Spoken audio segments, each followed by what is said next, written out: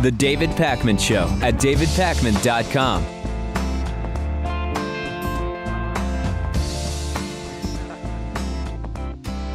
According to a new working paper by Fabian Kinderman from the University of Bonn and Dirk Kruger from the University of Pennsylvania, all Americans, that's rich, poor, middle class, everybody, would be better off if we went back to the Eisenhower era tax rates where the top marginal tax rate was 91%.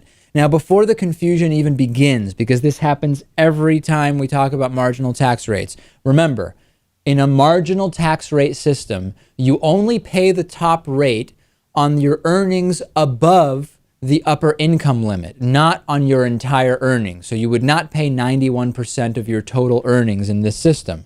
The top tax rate that makes all citizens, including the highest 1% of earners, the best off is somewhere between 85 and 90%, according to what Kruger told the Huffington Post. Currently, the top rate is 39.6%, and it's paid for income above $406,750 for individuals. There are fewer than 1% of Americans who earn in that top bracket. It's about 1.3 million people.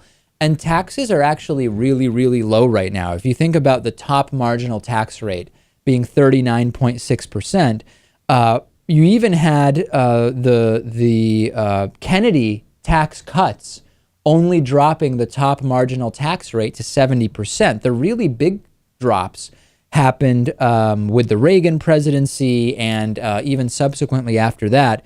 So if we were to go up to a 90% marginal tax rate, right?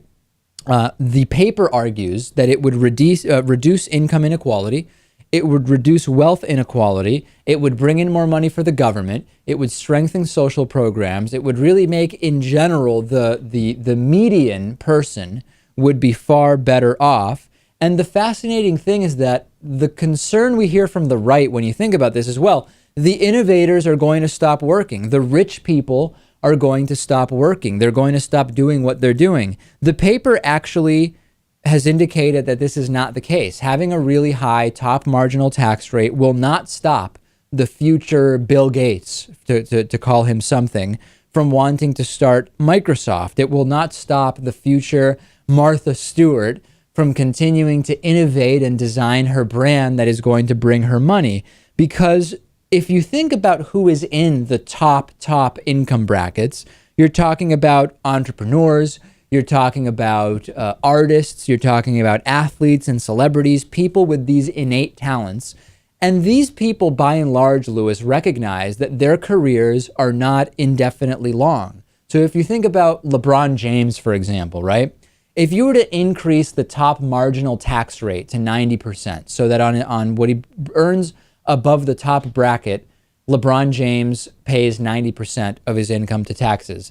He knows his career is not indefinitely long. He's playing basketball. The endorsements, by and large, are more lucrative when you're playing basketball. He's not going to stop, right? This idea that you completely disincentivize work, you have to think about who is in that top 1%, how they make their money, and you quickly realize that it's a fantasy. You're not going to discourage people from working and innovating. No, they're going to keep living their lives. They're going to do their jobs. They're going to run their companies. Business as usual will continue. Do I think 90% is a bit high?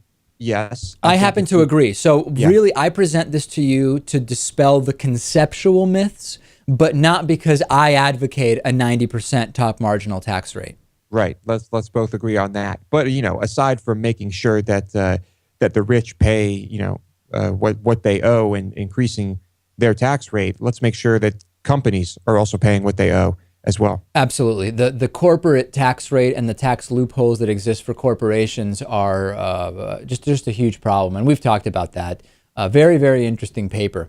Adam Laxalt is running for Attorney General in Nevada as a Republican, and even his own family is saying, you know what? You should vote for the other guy. Some of Laxalt's extended family members wrote a public letter urging voters to pick Laxalt's Democratic opponent, Ross Miller, instead of their own relative. Laxalt's campaign consultant, Robert Uthoven, dismissed the letter as a desperate move from the Miller campaign and said that Laxalt has nothing bad to say about his relatives. The The letter was published by the Las Vegas Sun. The 7 family members said they felt they had to speak up in support of the Democratic opponent, quote, to maintain the integrity of our home state of Nevada.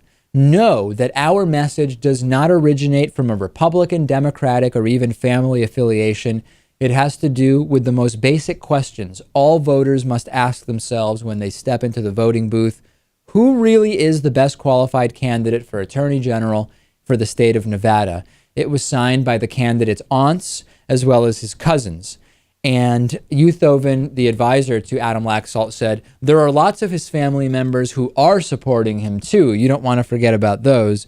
I guess, Lewis, he made the mistake maybe of not promising his relatives high-paying government jobs. Yeah,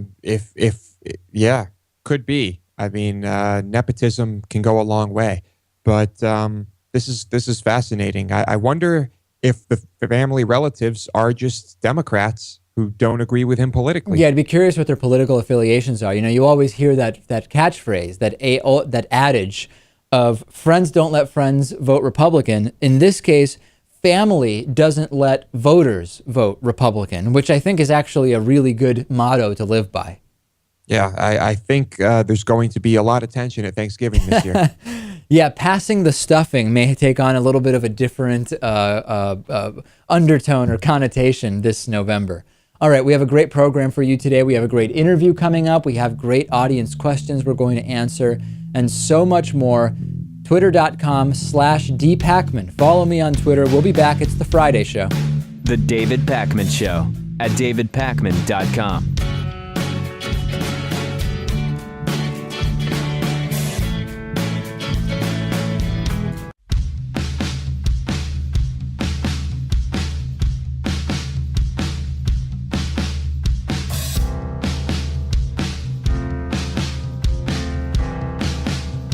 Welcome back to the David Pakman Show. The David Pakman Show membership program is made possible in part by liberalbias.com because good conservatives know that climate change is a myth.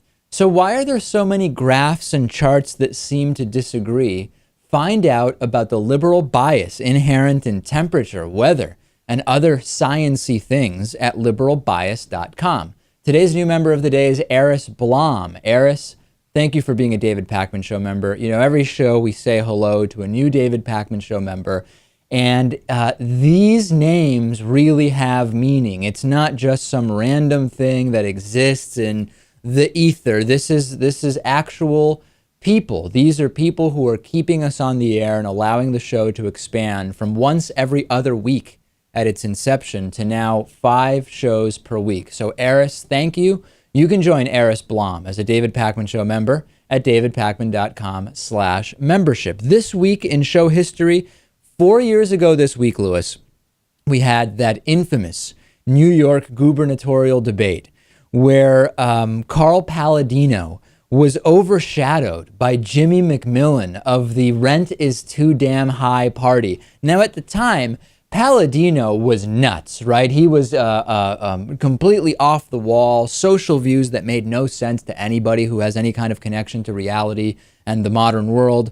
And somehow he was overshadowed by Jimmy McMillan of the Rent is Too Damn High party. Here's a reminder of who that is. The Rent is Too Damn High party. People are working 8 hours a day and 40 hours a week to some a third job. Women can't afford to take care of their children, feed their children breakfast, lunch, and dinner. My main job is to provide a roof over your head, food on the table, and money in your pocket. This is politics as usual. Playing a silly game. It's not going to happen. The Rent Too Damn High movement, the people I'm here to represent can't afford to pay their rent. He did receive over 40,000 votes in 2010, which is not nothing, certainly. Not only a political activist, also a karate expert and Vietnam War veteran. Some of his jobs included postal worker, stripper, and private investigator. Started running for office back in 1993. Still at it today, but has not made the most recent ballot. Lewis, this guy is just a classic from, I would argue, the national political scene, but particularly if you look at the history of New York politics. Quite a character. And, there are always people like this running. They get a lot of attention. They're just so bizarre. People love to watch it. It's fascinating. But realistically, I mean, so few of these people have any chance of winning, if any chance at all. The thing is, if you think about, okay, you might have someone that presents as a more traditional candidate, but if you think about what they would actually do if elected and compare it with someone like Jimmy McMillan, who says, listen, rent is out of control in New York City, which is true. I mean, rent is out of control in New York City and he wants to work on that. If you had someone who was quirky, but really made progress on such an important issue, if that was the only issue they actually made progress on, you could make a pretty strong argument that in the net effect, they have more of a positive impact than your typical plutocratic whatever. Agreed. I think when you see people like this, they seem a lot more passionate than those fake politicians who have been doing this for years and who just go through the motions. And I think people like Jimmy probably actually have our best interests at heart. Their opponents probably don't. 3 years ago this week, Muammar Gaddafi is dead. We were wondering what was the next step in Libya. We were wondering about the effect of what was happening in Libya on the re-election chances of President Obama. And compared to what we've been seeing in Syria, the conflict in Libya was relatively short and was much more contained, I would say, fewer variables. Wouldn't you say in some way, Lewis? It was a brief revolution. I guess you'd call it a revolution or a civil war. And some people now attribute that to the fact that Gaddafi intentionally kept his military weak because he was afraid of a military coup. That's an interesting thing. You keep the military weak, not because you don't think the country needs a military, not because you think that you're spending too much on the military, but simply because you're expecting at any point that the military might try to take over power from you. And the weaker the military is, the more likely you'd be willing to survive that. That's some serious political, that's just an incredible situation. It is, and it clearly did not work out for Gaddafi. But things are still pretty bad in Libya. I mean, this, it is no utopia. How many revolutions could we say end well within just a few years, right? I mean, think back to Egypt. We saw this incredible uprising, made headlines all over the world. It became kind of a social media phenomenon. And yes, there was a revolution, but the day-to-day for so many Egyptians, as we talked about in the years that followed, and still talk about, the day-to-day for too many Egyptians is not better. For some it's worse, and for some it's no better at all. And this is not, I don't think this is anything specific to Egypt or specific to Libya, but this is just what happens when you see these revolutions. The country's armed forces are battling militias constantly. There's no oil production anymore. They're in total a political and economic crisis. And I don't live there. I don't know much about the history, but I'm just assuming that the people would have been better off with just keeping Gaddafi in power and keeping things rolling and just settling for that. And to be clear, when we asked that question, and we've asked it, was the average Iraqi, not the ones that were killed by Saddam Hussein, but in the mean, if we think of the mean, was the average Iraqi better off with Saddam Hussein there rather than without? And that question is not an implicit endorsement of Saddam Hussein. It is not a question that is meant to in any way minimize the insane brutality of Saddam Hussein against his own people. Was Syria better off with Assad? Same parameters there. These are not questions we ask because we are in any way supportive of those individuals, but it's merely a question of fact, right? Was the average person in the country in a better situation, however you would define that, before these regimes collapsed? And, a few years from now, are things going to be looking good? Do we really think all of this is going to go away and that the countries will heal?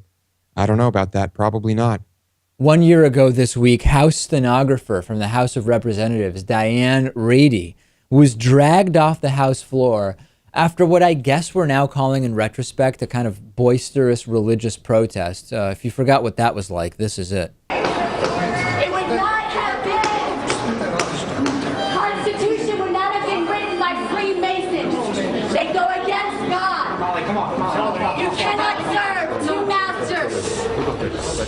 This was one of the few times each year, Lewis, that something even remotely interesting happens in the House. Usually it's just obstructionism, it's quorum calls, it's people asking for more time or for someone else to have less time, or just rubber stamping the same federal budget that we've come accustomed to and recognize its incredible failings and faults.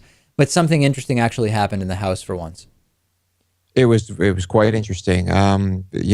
I guess a lot of interesting things happen in the House when you talk about them overall, but when you're actually watching what's happening in the House, there's really nothing more boring. Diane Reedy claimed that it was the Holy Spirit preparing her to do God's work, which had been waking her up in the middle of the night. Her husband saying that he was not convinced that it was actually the Holy Spirit that had been waking her up in the middle of the night for a couple of weeks before this outburst.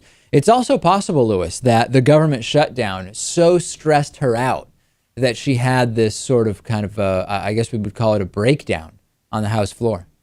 I can easily picture someone sitting there every day listening to all this nonsense about the shutdown, not being able to get a word in and losing their mind because of it. But when you start spewing religious stuff, it kind of changes things. Yeah, and we haven't really heard much about this woman since. I don't even know what became of her as far as, she was going to be evaluated psychiatrically, etc.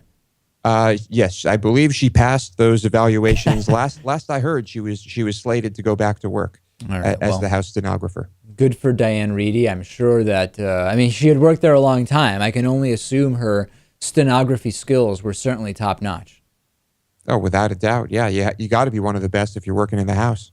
We have a great program for you today. We have a great interview. We have great audience questions coming up. It's Friday. Remember, membership, davidpakman.com/membership. This is viewer-supported media. You can vote with your dollars and say, I'd rather the David Pakman Show stay on the air, and I'm going to vote with my credit card or debit card or check or money order, probably not cash, to make that happen. davidpakman.com/membership. The David Pakman Show at davidpakman.com.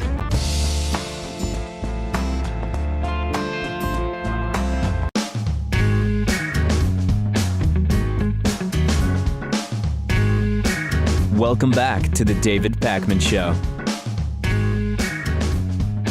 We've got a great classic interview for you this week. We recently had the news from the Supreme Court that they are not going to hear these cases regarding the state gay marriage bans being struck down. That is absolutely good news. And I was reminded of this is the first debate, I think, that we ever had on the program during the TV era. In other words, after September of 2009, when the TV version of the show started. This is from August 12th of 2010. It's Family Research Council's Tom McClusky, incredibly anti-gay, and then Abbie Goldberg. Abbie Goldberg, the professor at, I believe, Clark University, Clark College in Worcester, Massachusetts, and just an absolute great researcher on issues of gay parenting and same-sex marriage and so on and so forth. And this was a debate that I was probably a little bit nervous about moderating at the time, given that it was one of the first things we were doing like this, particularly with one guest in studio and one guest on the phone. And Abbie just does such a brilliant job of picking apart all of the nonsense from Family Research Council's Tom McClusky. So this is from August of 2010. Tom McClusky, Family Research Council, Abbie Goldberg, absolutely excellent gay rights researcher, gay parenting researcher, and professor. Check it out. Truly a classic interview. Joining us in studio is Abbie Goldberg, professor of psychology at Clark University and a renowned expert in the area of lesbian and gay parenting. She's also the author of Lesbian and Gay Parents, Research on the Family Life Cycle. And joining us on the phone is Tom McClusky, Vice President of Government Affairs for the Family Research Council. Can you hear me okay, Tom? Yes, I can. Thank you. Thanks for joining us. Thank you. So last week we learned that Prop 8 was overturned in California by Judge Vaughn Walker. Tom, were you thrilled with this decision or just very happy? Well, actually neither. Neither. We thought that the opinion of this one judge should not overrule the votes of over 7 million California citizens. Mm-hmm. Well, so Abbie, let me go to you. That argument that Tom is making has been made a number of times, which is the will of the people has been overturned. The counter argument, which I've taken to heart because it seems to make sense to me, is when we're talking about cases of basic civil rights being violated, you can't just put that up to a vote, right? I mean, that's why we have an independent judiciary to decide, if this is a vote that would violate the Bill of Rights, for example, we can't just put that to a vote. Where do you come down on that? Yeah, I mean, I would concur with that. That the issue of equal rights of civil liberties should not be something that should be left up to, popular vote, but it's rather something that should rest on principle. And, in my opinion, it shouldn't even rest on research. We shouldn't have to prove that a class of people is as good as another class of people in order for them to have a right that should be granted to them automatically. So, Tom, as part of the Family Research Council, with which you are a VP of Government Affairs for, is the objection just the so-called legal objection, which you just stated, or do you have a moral problem with gay marriage as well? Well, there's certainly the moral problem, and a lot of that goes into the research that has shown that children are best in an environment with a mother and a father, something this judge completely just threw out. In what sense did he throw that out?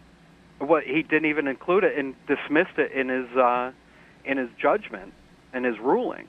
So you're saying that there is evidence which suggests that that kids do better when they are in a home with a male and a female parent as opposed to a gay couple. Is that right? Well, the evidence is overwhelming. Just recently, there was even a study by Yale University that supports that belief. And Abbie, are there those studies? What do the studies say? This is really your area of expertise. Yeah. The body of research that, for example, the proponents of Prop 8 have relied on is a body of research that compares married, heterosexual, two-parent families and their children to single-parent families and divorced parent families. And those studies often find that children with two married, heterosexual parents do better in terms of various psychosocial outcomes compared to children of single parents and divorced parents.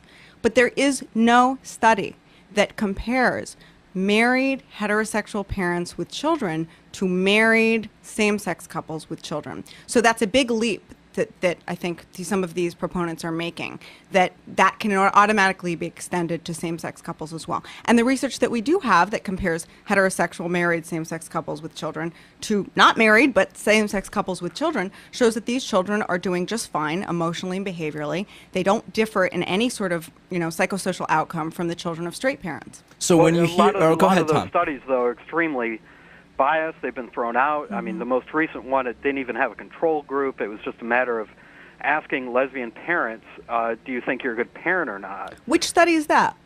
It was the most recent study, and I'm afraid I do not have it in front of me, except most of these studies have, that's the simple fact is that there are so few. Well, the study I think you're referring to is a study that was done at University of California, San Francisco. Got a lot of press. I think that's the one you're referring to. It's the longitudinal national, lesbian parent study. In fact, that study and several recent studies, you're saying that it just relied on parents' report, but it also relied on teacher reports. So teachers are a great way to provide some independent, objective data to kind of ascertain whether these children are doing well. And those teachers' reports were included in that report. And those teachers' reports showed that these children, again, did not differ in terms of behavioral or emotional outcomes from children of heterosexual parents. So, Tom, is that the poll you're referring to? Do we just not know what poll it is you're referring to? I do believe that was the one, and it's still just showing with no control group and simply asking then teachers or friends of these families is not a scientific poll to make. What about it is unscientific?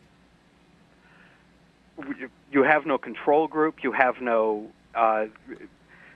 You're not comparing it to other families, and you're talking about a very small percentage of. Well, the whole population itself is a very small percentage of homosexuals, and an even smaller population that decides to even enter civil unions or marriage or anything like that. But Tom, because it's a small percentage, does that mean any study about it would just be inaccurate because there's not that many people to study it? That could go both ways, could it not? Well, and this goes beyond any study as well. The right to marry is granted by the U.S. Constitution, but not the right to define marriage. And in essence, that is what is being asked here, and that is what Judge Walker tried to do. Okay, let me, in the interest of not getting bogged down here, to me, I happen to believe that homosexuality is not a choice. Where does Family Research Council come down on that, Tom? Well, the evidence is inconclusive on either side. So right now it's just down to personal opinion. And what's yours? My personal opinion is that it's inconclusive. I mean, I'm not going to answer a question yes or no when all the facts are not known. And should that make a difference in terms of a ruling like this? I wouldn't see why it would. Abbie? You mean should the matter of whether it's a choice or not a choice have any? Does that have any legal bearing? Should it play into any of these discussions? I don't think it should. No, I think it's completely irrelevant. Again, I really feel that these kinds of decisions should be made on, whether it's a choice or not. And there's a lot of research showing that it's not a choice, but whether it's a choice or not is irrelevant. Again, to granting certain rights that human beings should have automatically. That's what this case was all about. Hey, Tom, go ahead, Tom. There's already restrictions on what the definition of marriage is. Trying to redefine it is not a right. Do you think that this type of legislation would open the door to three-way marriages or marriages between people and animals? Those are two talking points I hear. Well, you aren't going to hear the people and animals argument from us, except there is historical evidence on other types of marriages, like polygamy. But additionally, there are restrictions that are put on marriage, and there's a reason for that. Now, here, trying to redefine marriage is it's not quite in the Constitution. So if there were to be an amendment that wanted to redefine marriage as specifically between a man and a woman, you would also be against that, right? I mean, in the interest of just being unbiased and having the same policy about redefining things. Well, that's not redefining marriage when you're defining it between one man and one woman. Well, That's but if it were already defined that way, Abbie, would there be a need to do that again? I guess is when I think about the Defense of Marriage amendments, where it needs to be said, we will say it is between a man and a woman. If it's already defined that way, there wouldn't be a need to do it again, would there? No, I don't think so. So I don't understand that, Tom. Explain it to me. I would think you'd need to explain to me how it's not defined already as between one man and one woman, beyond some usual liberal judges' rulings in a handful of states. But this particular judge is a libertarian appointed by a Republican, right? So which liberal judge are you talking about? Judge Walker had a personal stake in this ruling, which, the San Francisco Chronicle has even reported about, and we're the first ones to report about. So I don't think his judgment actually should be well taken on this case. Abbie, what do you think about that? And we're speaking with Abbie Goldberg, professor of psychology at Clark University, and Tom McClusky from the Family Research Council. The argument that this particular judge was in some way biased or not capable of making a fair decision. What's your thought on that?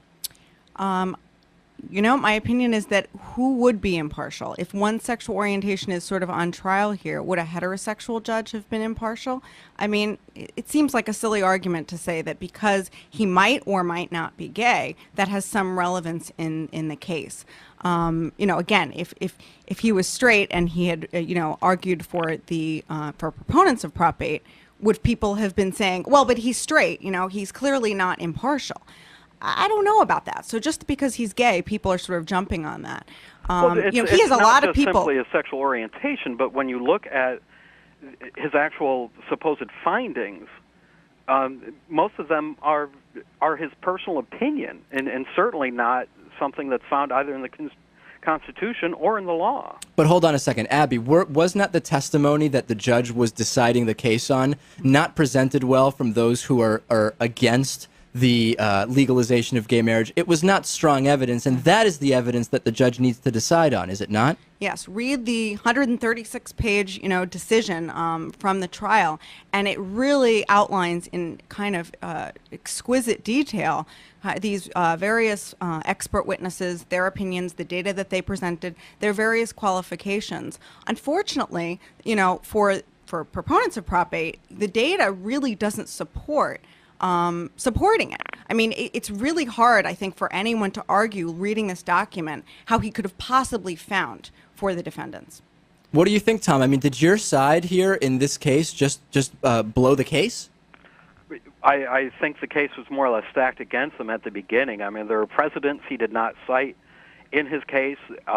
The overwhelming body of evidence that was presented to the judge, he completely dismissed. I mean, the ruling itself could have been written by the attorneys who are arguing to overturn Proposition 8. I want to, in the last minute or so we have left, I want to just open up and throw out, not a monkey wrench here, but just another thought about this entire issue. Lyle Menendez of the Menendez brothers right now is serving a life sentence for killing both of his parents. Now, since he was incarcerated, he's gotten married, divorced, and remarried. So my question is, how is it that a convicted murderer can get married and that doesn't devalue marriage? And I use the term devalue because that's something I've heard from Tom's side. But a same-sex couple getting married somehow does devalue marriage. How would you react to that, Tom? Well, should I judge the whole homosexual community on the actions of one person? Is the whole homosexual community Elton John or Perez Hilton? Of course not. So, I mean, an example here, an example there. I mean, Britney Spears or Lyle Menendez are... Forget about Lyle Menendez specifically. Do you see where I'm going with this, Abby? Yeah. If a convicted murderer is allowed to marry and divorce as many times as he wants, what does it mean that a homosexual couple is not allowed to do that, but this convicted murderer is? Well, and sort of, is the value of marriage so high? You know, if many people have said, straight people are doing just as good a job screwing up marriage as, gay people could ever do. But, the fact is, and I'll just put this out there, is that, there's a lot of data that suggests that in the countries where same-sex marriage has been introduced, in Massachusetts, we've had marriage rights extended to same-sex couples since 2003. There have been no changes in marriage rates or divorce rates in heterosexual couples. There's just a continuation of existing trends. So we have the data that actually supports that there is no effect on the institution of marriage.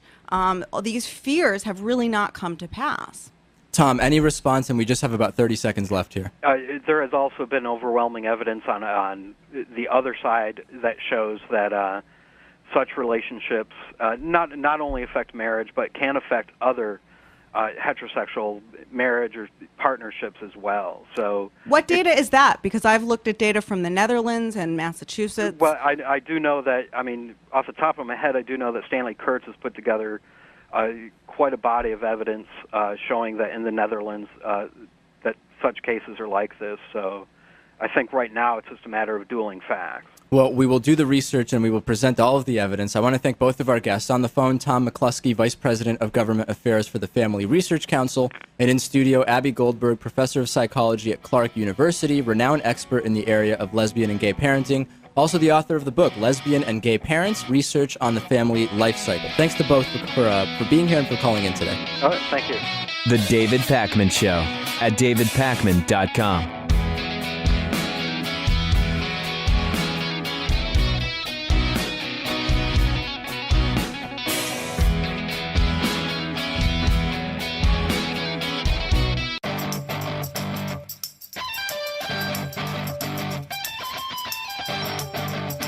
The David Pakman Show at davidpakman.com.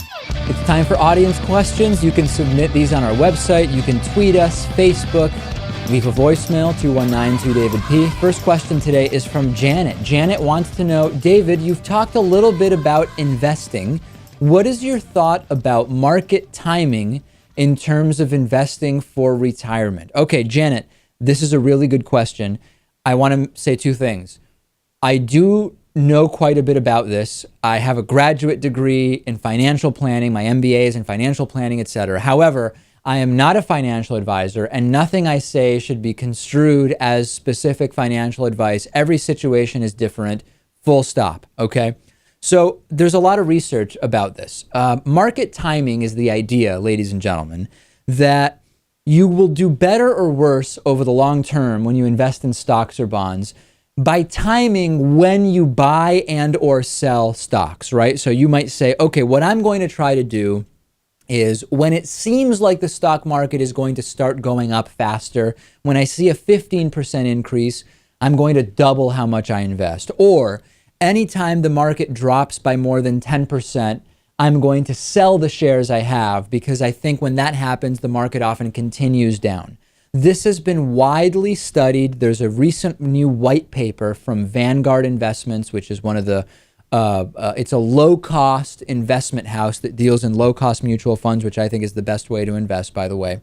And it showed that if you were to be given a hypothetical lump sum of money, right, $100,000, let's say, and you were to choose between investing it in broad stock market index funds today, all at once, or over the next 10 years, investing it $10,000 at a time, you would actually, in most cases, do better by investing it all at once. Now, of course, you might say to yourself, well, over the next 10 years, stocks might go down. So by spreading out the investment, I might be able to get more shares at a lower share price if I wait.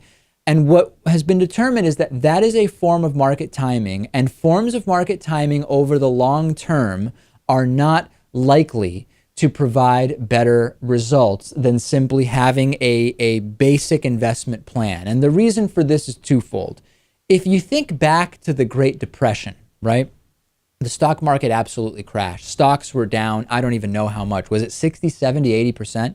The value of shares. However, if you look at the dividends paid by dividend-paying companies, the dividends paid did not go down nearly as much as stock prices. And if you think about this, if you're investing for the long term and reinvesting those dividends, if the share price goes down, but the dividend stays the same or goes down only slightly, that dividend buys you more shares when prices are low. Thus, over the long term, as stock market prices and values tend to increase, you now own more shares, which will increase in value. And this has basically been shown that for any 30-year period since the stock market's inception, you will do better actually by just continuing whatever your plan is and sticking with it and not pulling your money out. So there are way more details to this, Lewis, than I've presented, but my general view is, number one, very few,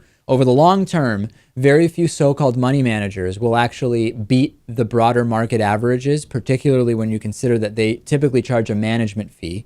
Number two, trying to time the market does not seem to be a good strategy unless your strategy is, I'm just going to keep buying more shares even in down markets because the shares are selling at a discount. I know this is not something that may be of interest to everybody, Lewis, but it's something that I think a lot of people get stuck in. People I talk to who are starting 401ks or retirement accounts, they really are trying to time the market and figure out exactly when to invest or which money manager to put their money with. Over the long term, your best bet, if you have the time before retirement, is to invest in as broad a selection of stocks as possible over the long term and not to try to time the market. Lewis, agree, disagree? I know that you're also someone who is involved in this. Agree, or just, avoid individual stocks altogether. Just, invest in a broad passive index and leave it at that. I will say that nothing is 100% guaranteed. Of course. Your money's never truly 100% safe and guaranteed to give you a return. But I'll leave it at that. Caleb wrote in, and Caleb said, would either of you ever consider donating your bodies to science? Lewis, is this something you've thought of? I have thought about it. In my particular case, how valuable would my body be to science as opposed to, let's say, an NFL player's? Probably not too valuable. At the same time, although I'm not religious and don't really think that there's really anything going on after death, I still think to some extent that I would like to be, for some reason, I would just like to remain whole and have things done traditionally. But I can't really explain why. I've thought about that possibility, donating my body to science. I haven't yet made any decisions about what my wishes would be in such a situation. Right now, I'm not inclined to do that, although I'm kind of aware that my views may change over my life, and maybe that's something I would do at some point.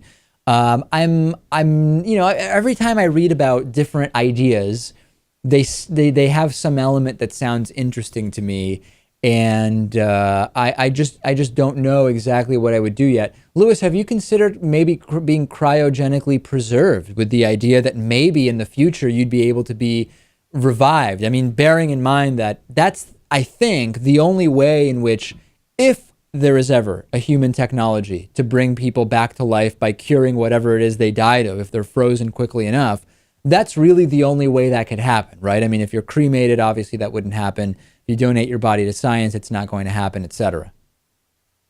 Yeah, I would consider that if I saw some improvements in the technology. A lot of people right now say that it just damages the body so much that the people who are being frozen right now just won't even be able to be revived. Things like that. So I would consider that. And if for some reason in the future I discover a really good reason, or there's a really good cause for me to donate my body to science, I would consider it. But right now I'm thinking that I probably would not. All right, send me your thoughts on this. What do you think? What do you think of Lewis's point of view? What do you think of mine? Next question comes to us via voicemail. Take a listen to this. Hey guys, so you actually played one of my voicemails a long time ago on your show, and so I was calling to ask about a different question. So I know that y'all are socialists or whatever, so I was wondering if... Let's just stop there. I don't think Lewis and I have ever said that we're socialists. In fact, I've made it pretty clear that I actually do believe in well-regulated capitalism with a strong social welfare element for the government. But let's continue, even in spite of the false premise. What you think about implementing National Socialism in the United States, the policies of... I know it's, Adolf Hitler, and he didn't like Jews. Right. But I was wondering what you think about implementing National Socialist policies in the United States. Okay, so yeah, I'm not really, when I think about what policies I would want to implement here, I don't think of Adolf Hitler. I don't go around saying, I think what this country could really use is the implementation of Adolf Hitler's policies. But let's look at what the National Socialist platform was, which had 25 points, right? There were 25 points of the National Socialist Party. Most of them are not really relevant to other countries, right? I mean, number one, they demanded the unification of all Germans in Greater Germany.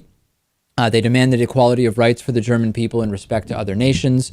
They demand land and territory for the sustenance of their people. These are colonies, right? They're demanding colonization. Only a member of the race can be a citizen. I'm completely against race-based citizenship. No Jew can be a member of the race. Obviously, I'm against that, in case if people didn't know. Whoever has no citizenship can only live in Germany as a guest and is under the authority of the legislation for foreigners. They demand that the state be charged first with providing the opportunity for a livelihood and way of life of citizens before anyone else. The abolition of unearned incomes, breaking of debt slavery. They demand the nationalization of all associated industries. I don't agree with that.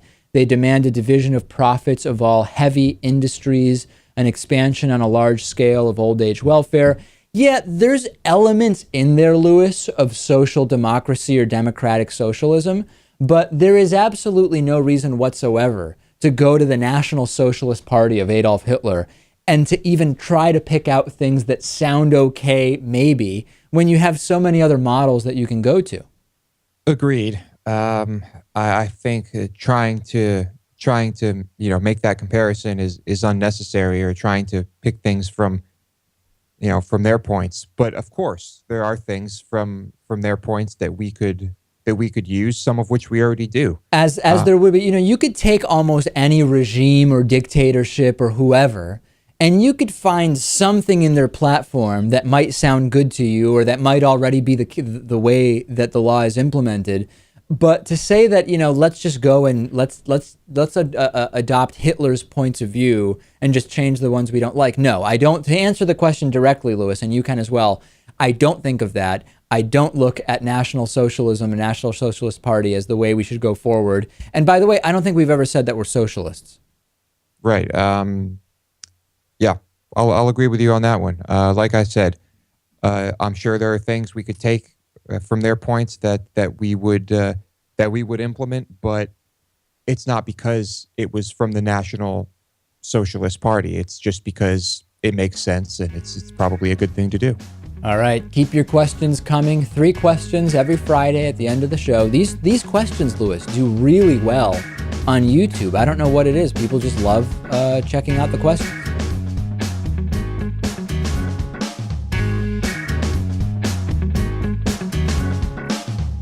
The David Pakman Show at davidpakman.com.